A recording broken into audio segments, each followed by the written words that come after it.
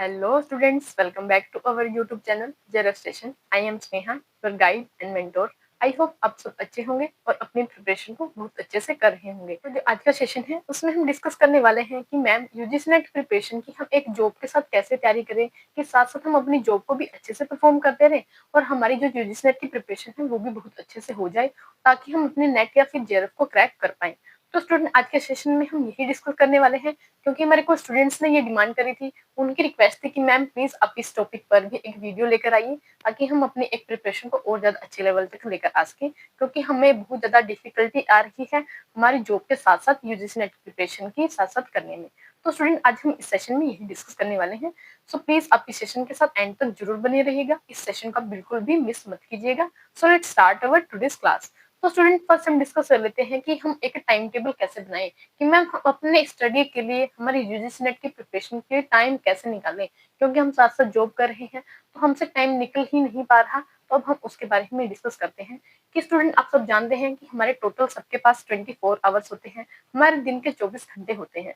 तो मान के चलिए कि जैसे आपके 10 घंटे आपकी जॉब में निकल गए कि आपको 9 से 10 घंटे आपकी जॉब में चले जाते हैं, सुबह आप चले जाते हो, शाम को आप अपनी जॉब से फ्री हो पाते हो। जैसे मान के चलते हैं 3 घंटे आपके जो भी रूटीन का वर्क है उसमें चले जाते हैं कि जैसे नहाना है, खाना है, पीना है या फिर आपके जो भी छोटे मोटे काम है तो उसमें आपके 3 घंटे चले जाते हैं। नेक्स्ट अगर हम बात करते हैं कि 7 घंटे आपके सोने के हो गए कि आपको 7 से 8 घंटे सोना भी जरूरी होता है। अब हम बात करते हैं कि आपके हो गए टोटल 20 आवर्स कि आपके 20 घंटे इन चीजों में चले गए हैं। तो अब स्टूडेंट आप मान के चलिए कि आपके अभी भी 3 से 4 घंटे आपके रह चुके हैं। तो अब मान के चलिए स्टूडेंट कि आपके पास अभी भी 3 से 4 घंटे हैं आपके दिन के। तो अगर आपको पढ़ना है तो आप बिल्कुल इजीली आपका टाइम मैनेज कर सकते हो और इस टाइम में आप पढ़ सकते हो। अब आपके पास 3 से 4 घंटे हैं तो आप मान के चलिए अगर आप हर रोज कम से कम 2 घंटे भी पढ़ते हो तो आपके लिए वो बहुत ज्यादा बेनिफिशियल होने वाले हैं। तो आपको ये ध्यान रखना है कि आपका जो टाइम है वो ऐसा नहीं है कि उसके पास ज्यादा टाइम है, उस पर्सन के पास कम टाइम है। सबको इस दुनिया में 24 घंटे ही मिलते हैं दिन के। हमारा आपका ये टाइम टेबल है कि आप अपने टाइम को इस तरीके से मैनेज कर सकते हो। तो अगर आपको पढ़ना है तो प्लीज आप उस घंटे में आप क्या कर सकते हो, अपनी स्टडी को कंटिन्यू रख सकते हो। तो स्टूडेंट अब आपको ये चीज तो समझ आ गई होगी कि आपके पास टाइम इतना है कि आप अपनी जॉब के साथ साथ आप पढ़ाई भी साथ साथ कर सकते हो। तो अब हम बात करते हैं कि आपने तो ये तो चेक कर लिया कि हाँ मैम हमारे पास इतना टाइम है। तो अब हम अपनी प्रिपरेशन को शुरू कैसे करें मैम कि हमारी जॉब पे इतना टाइम है, ठीक है। तो अब हमें तैयारी कैसे शुरुआत करनी चाहिए। तो सबसे पहले स्टूडेंट जब आप अपनी तैयारी को शुरू करेंगे तो आपको ये चीज का ध्यान रखना है कि जो भी आपके वीक एरियाज हैं या फिर आपके स्ट्रॉन्ग एरियाज हैं उनको आपको शुरुआत में ही आइडेंटिफाई कर लेना है।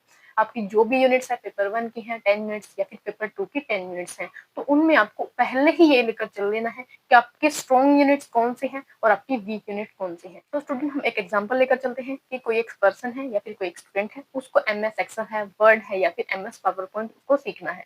लेकिन स्टूडेंट उसको पहले से ही एमएस एक्सेल के बारे में अच्छे से पता है, मतलब उसको एमएस एक्सेल के बारे में थोड़ी सी नॉलेज है लेकिन उसे पावर पॉइंट के बारे में नॉलेज नहीं है, उसको पावर पॉइंट के बारे में कुछ भी नहीं आता। तो स्टूडेंट अब जब वो काम को इसको सीखने जाएगा कि एमएस एक्सेल है, पावर पॉइंट है या फिर एमएस वर्ड है, तो अब उसको एमएस एक्सेल के बारे में पहले से ही पता है। तो अब क्या करेगा, वो अपना ज्यादा टाइम कहाँ पर इन्वेस्ट करने की कोशिश करेगा कि जैसे पावर पॉइंट है या फिर एमएस वर्ड है, क्योंकि वो चीजें उसे अभी नहीं आती है। लेकिन एमएस एक्सेल के बारे में उसे पहले से ही थोड़ा पता है, उसने पहले उसकी कुछ प्रैक्टिस की हुई है जिसके बारे में उसे थोड़ी चीजें आती हैं। तो अब क्या करेगा, कोई भी अगर समझदार बच्चा होगा, कोई भी समझदार स्टूडेंट है, तो वो क्या करेगा, अपना ज्यादा टाइम कहाँ पर इन्वेस्ट करने की कोशिश करेगा, एमएस पावर पॉइंट है, एमएस वर्ड। ऐसे ही हम अपनी जो यूजीसी नेट की है प्रिपरेशन उसमें लेकर चलते हैं कि आपको पता चल गया कि मेरी तो ये यूनिट कमजोर है और इन यूनिट में मैं स्ट्रॉन्ग हूँ, क्योंकि मैंने इन यूनिट्स को अपनी मास्टर्स में भी पढ़ा था और अपनी ग्रेजुएशन में भी पढ़ा था। तो मैं क्या करूंगी स्टूडेंट, अब उन यूनिट्स पे ज्यादा फोकस करने की कोशिश करूंगी जिनमें मैं थोड़ा कमजोर हूँ,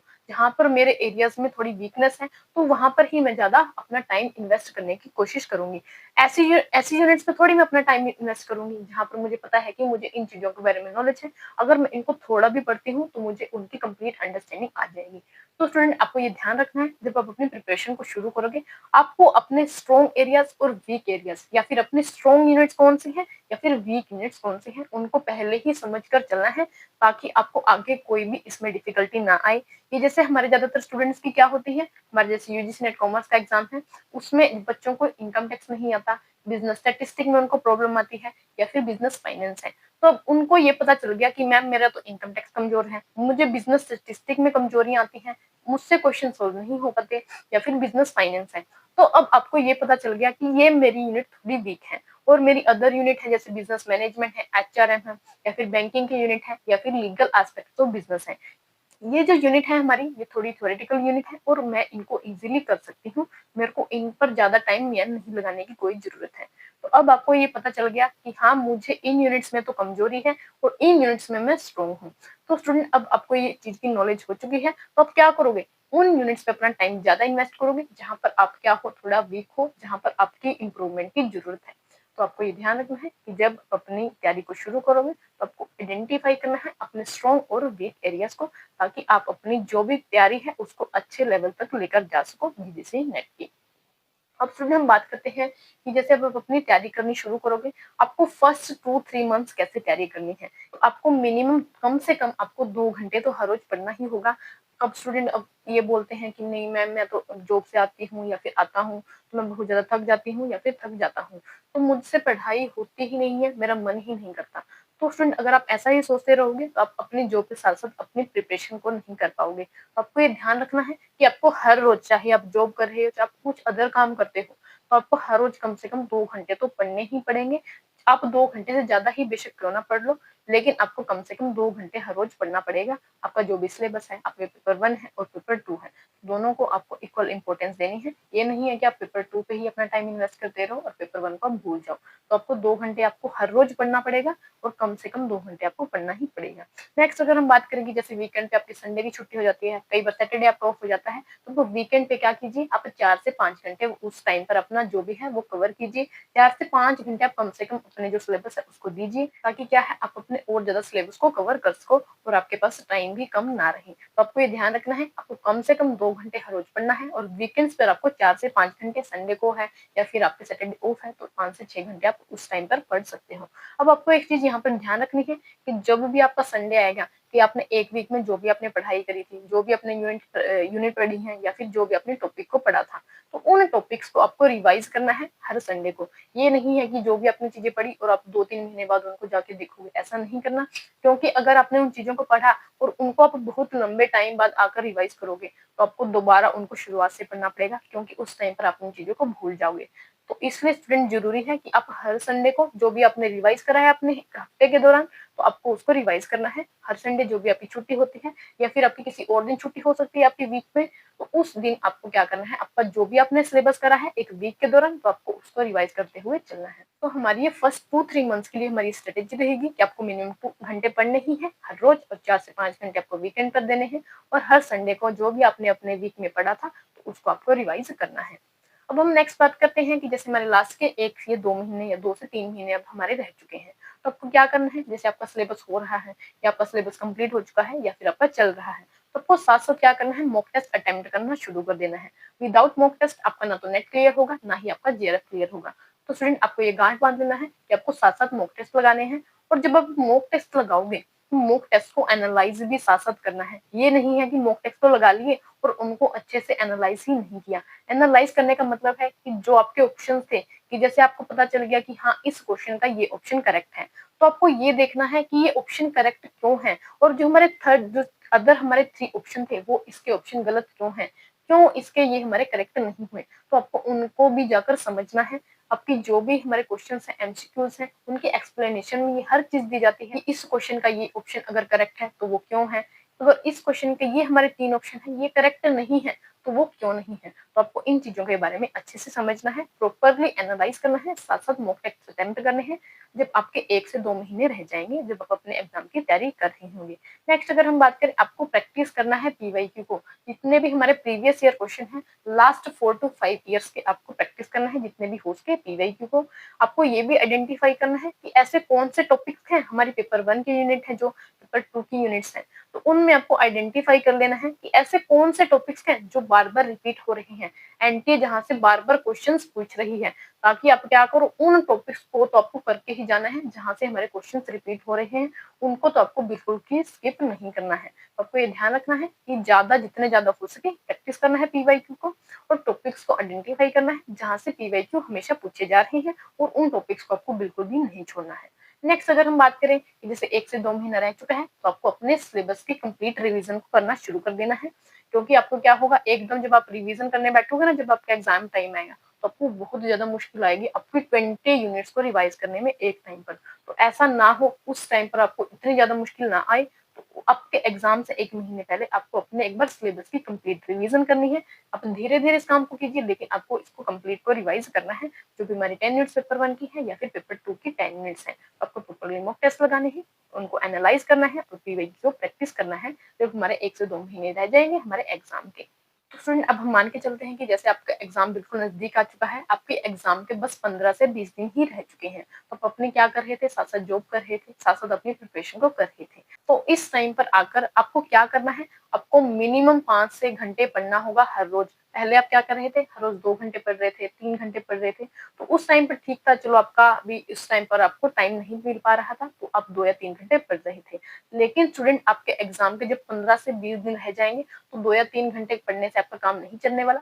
आपको डेली बेसिस पर 5 से 6 घंटे पढ़ना ही पड़ेगा। अगर ये पॉसिबल हो सकता है, आप अपने ब्रेक भी ले सकते हैं अपनी जॉब से, कि आप अगर आपका जो भी एम्प्लॉयर है आपको ब्रेक दे सकता है 15 से 20 दिन के लिए, क्योंकि आप अपनी प्रिपरेशन को और अच्छा कर सके, तो आप ब्रेक भी ले सकते हैं। अगर हम नेक्स्ट बात करें कि अगर आपके पॉसिबल नहीं हो रहा, कि आपका जो भी एम्प्लॉयर है आपको छुट्टी नहीं दे रहा, तो आप क्या कीजिए, अगर ये पॉसिबल होता है, आप अपने वर्क प्लेस पर भी स्टडी कीजिए। क्योंकि स्टूडेंट, ऐसा है कि अगर आप आपके 15 से 20 दिन पहले अच्छे से नहीं पढ़ोगे, 5 से 6 घंटे हर रोज नहीं पढ़ोगे, तो आपका नेट या जेआरएफ बिल्कुल भी क्लियर नहीं होने वाला। तो आप सपने ही देखते रह जाइएगा कि मेरा नेट या जेआरएफ रह गया। तो आपको ये ध्यान रखना है, अगर आपका पॉसिबल होता है, आप अपनी जॉब से थोड़ा ब्रेक ले लीजिए। अगर वो पॉसिबल नहीं है, तो आप अपनी वर्क प्लेस पे ही आप क्या कर सकते हैं, थोड़ा स्टडी कर सकते हैं, अगर वहां पर पॉसिबल हो पाता है। तो आपको आपके एग्जाम के 15 से 20 दिन पहले 5 से 6 घंटे आपको मिनिमम पढ़ना पड़ेगा, ताकि आप अपनी कंप्लीट सिलेबस को कर सको और पीवाईक्यू को प्रैक्टिस कर सको और मॉक टेस्ट को अच्छे से लगा सको। अब स्टूडेंट, ये क्वेश्चन आता है कि आपने मैम सारी चीजें तो बता दी, ठीक है, हमारा ये सारा एक टाइम टेबल बन चुका है, अब हम अपना टाइम कैसे मैनेज करें, कि हम कितनी ही कोशिश कर ले, टाइम हमसे मैनेज ही नहीं हो पा रहा। तो अब सबसे पहले हम उसके बारे में ही बात करते हैं। तो स्टूडेंट, अगर आप फुली डेडिकेटेड हो कि हाँ मैम मुझे तो तैयारी करनी है, मैं तो बिल्कुल नेट लेकर आऊंगी या फिर मैं अपना जेआरएफ लेकर आऊंगी, तो अगर आप फुली डेडिकेटेड हो, तो आपको टाइम मैनेजमेंट की शिकायत ही होने वाली नहीं है। तो आपका बिल्कुल ऑटोमेटिकली आपका टाइम मैनेज हो जाएगा। किसी स्टूडेंट को ये शिकायत नहीं आने वाली कि मैम टाइम मैनेज नहीं हो रहा। कि अगर आप फुली डेडिकेटेड हो स्टूडेंट, की आप में अगर ये लगन है कि हाँ मुझे तो मैम जॉब के साथ साथ तैयारी करनी है और मैं उस तैयारी को बिल्कुल अच्छे से कर सकती हूँ, तो आप बिल्कुल वो तैयारी को करोगे और आपका टाइम भी बिल्कुल इजीली मैनेज हो जाएगा। जैसे हम एग्जाम्पल लेते हैं स्टूडेंट, कि अगर आप फुली डेडिकेटेड हो, कि हाँ आप जैसे सोचते हैं ना कि कुछ फ्रेंड्स ने मिलकर डिसाइड करा कि आज तो हम मूवी देखेंगे ही, आज तो हम इस सीरीज के 2 या 3 एपिसोड पूरे कर कर ही सोएंगे।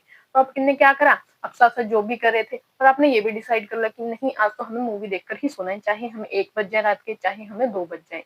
तो इस टाइम पर आपने क्या करा, अपने उस काम को करने के लिए अपना क्या कर दिया, टाइम उसमें इन्वॉल्व करवा लिया, मतलब आपका टाइम ऑटोमेटिकली मैनेज हो गया। जैसे आपको क्या करना था कि आप सोशल मीडिया थे, आपको उसको यूज कर रहे थे, आप इंस्टाग्राम चला रहे थे, तो रील्स देख रहे थे, आपको पता भी नहीं चलता फ्रेंड कि वहां पर आपका कितना टाइम चला जाता है। तो आप देख रहे हो कि आपका वहां पर भी तो आपका टाइम जा रहा है, या फिर आपको अपने फ्रेंड्स के पास मिलना है, कि आप साथ साथ जॉब कर रहे हो, लेकिन इन चीजों पर भी आप अपना क्या कर रहे हो, टाइम लगा रहे हो। तो स्टूडेंट, अगर आप इन चीजों पर अपना टाइम लगा सकते हो, तो ऑब्वियस सी बात है कि मैं अपनी स्टडी के लिए भी टाइम निकाल सकती हूँ। बट वो पॉसिबल है अगर आप अपने मन से डेडिकेटेड हो कि मुझे तो ये चीज करनी है, साथ साथ मैं जॉब करूंगी और साथ साथ मैं अपनी यूजीसी नेट की प्रिपरेशन भी करूंगी। तो ये सब पॉसिबल है स्टूडेंट, लेकिन बस आपके माइंड का ही है कि अगर आपने डिसाइड कर दिया कि मुझे अपना इसमें टाइम लगाना है, तो आप बिल्कुल लगा पाओगे। अगर आपने मन से ही ये नहीं है कि नहीं मुझे तैयारी नहीं हो रही, मुझसे तो टाइम मैनेज नहीं हो रहा, तो आप ऐसे ही सोचते रह जाओगे और आपसे टाइम मैनेज भी नहीं हो पाएगा। तो ये ध्यान रखना है कि अगर इन चीजों के लिए टाइम मैनेज हो पा रहा है, तो ऑटोमेटिकली आपकी स्टडी के लिए भी आप अपना टाइम मैनेज कर सकते हो। बस आपको सोचने की जरूरत है और आपको उसमें डेडिकेशन लेकर आने की जरूरत है। अब स्टूडेंट, हम बात करते हैं कि अगर आप हार्ड वर्क करते हो प्लस कंसिस्टेंसी के साथ करते हो, तो इक्वल टू हमारी सक्सेस या फिर जेरफ हो जाता है। कि अगर आपने मेहनत करी और वो कंसिस्टेंटली आपने करी, कि जो जो मैंने आपको गाइडेंस प्रोवाइड करी है स्टूडेंट, जो जो आपको मैंने टाइम टेबल बताया कि आपको इतने महीने ऐसे तैयारी करनी है और हमारे लास्ट के 1 मंथ है या फिर 15 to 20 डेज रह जाते हैं, तो आपको ऐसे तैयारी करनी है। तो अगर आपने उस चीज को फॉलो किया और कंसिस्टेंटली वैसे वैसे चीजें करी, तो आप बिल्कुल आपके साथ आपकी सक्सेस होगी, आपको आपका जेरफ या फिर आपको नेट आपका जरूर मिलेगा, आप उसको क्रैक कर पाओगे। तो जो हमारा आज का सेशन है उसकी हम एंडिंग करते हैं एक अच्छे थॉट के साथ, कि if you want something you never had. कि स्टूडेंट, अगर आप कुछ ऐसी चीज चाहते हो जो आपके पास कभी भी नहीं थी, तो you have to do something you have never done, कि आपको कुछ ऐसा करना पड़ेगा जो आपने आज तक नहीं किया था। कि आप क्या कर रहे थे, कि आपका सपना है कि मुझे यूजीसी नेट या फिर जेआरएफ को क्लियर करना है, तो आपको कुछ ऐसा करना पड़ेगा जो आपने आज तक नहीं किया था उसको क्लियर करने के लिए। तो इसलिए जरूरी है student, if you want something you never है, कि आपके पास ऐसी चीज नहीं है जिसको आप चाहते हो, तो उसके लिए आपको वो करना पड़ेगा जो आपने आज तक नहीं किया। आई होप स्टूडेंट आपको आज का जो सेशन है बहुत अच्छा लगेगा। तो अगर आपको हमारा सेशन अच्छा लगता है तो प्लीज आप अपने फ्रेंड के साथ इसको और ज्यादा शेयर कीजिए, ताकि हम और ज्यादा मोटिवेटेड हों और आपके लिए और ज्यादा इन्फॉर्मेटिव वीडियोस लेकर आ सकें। अगर आपको कोई भी डाउट रहता है then please ask your doubts in the comment section, and please like share and subscribe to our YouTube channel. Thank you.